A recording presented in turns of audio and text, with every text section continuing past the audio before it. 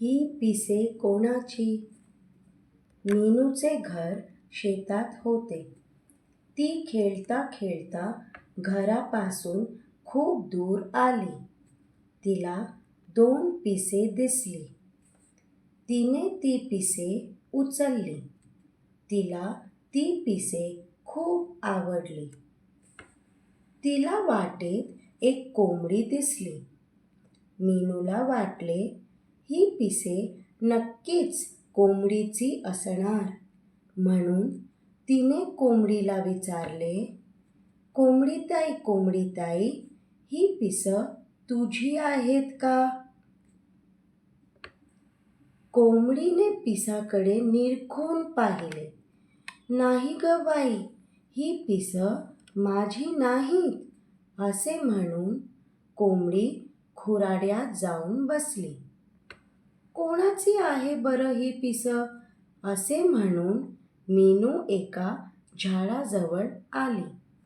तिला झाडावर पांढऱ्या करड्या रंगाचे एक कबूतर दिसले.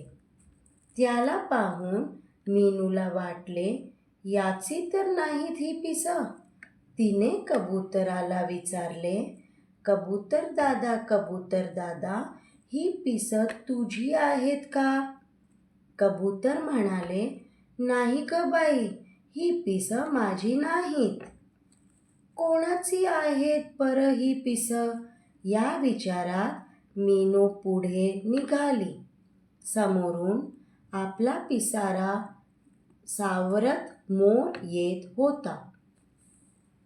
त्याची ऐटदार चाल आणि रंगीबेरंगी लांब सडक पिसारा खूप मोहक दिसत होता. तिने आपल्या हातातील पिसे निरखून बघितली. ही पिसे नक्कीच मोराची नाहीत हे तिला जाणवले. तरीही तिने मोराला विचारले, अरे मोरा, ही पिसं कोणाची आहेत हे तुला माहीत आहे का? मोराने पिसाचे निरीक्षण केले. तो म्हणाला, ही तर बदकाची आहेत. मीनूला खूप आनंद झाला. तिने मोराला विचारले, मला बदक कोठे भेटेल? मोराने बदकाचा पत्ता सांगितला. त्याचे आभार मानून मीनू पळतच नदीवर आली. नदी किनारी दाट झाडी होती. तिने बदकाला हाक मारली. बदक झाडीतून बाहेर आले. मीनूने त्याच्या समोर हातातील पिसे धरली आणि त्याला म्हणाली, ही तुझी पिसं मला सापडली आहेत. मी तुला शोधत होते. ही घे तुझी पिसं. बदकाला मीनूचे कौतुक वाटले. बदक मीनूला म्हणाले, मीनू, तू माझी पिसं देण्यासाठी इतके दूर आलीस, म्हणून ही पिसं तुझ्या जवळच ठेव. एकदा पिसं गळून पडली की ती पुन्हा जोडली जात नाहीत. तुला अशीच वेगवेगळी पिसं सापडली तर ती तू सांभाळून ठेव.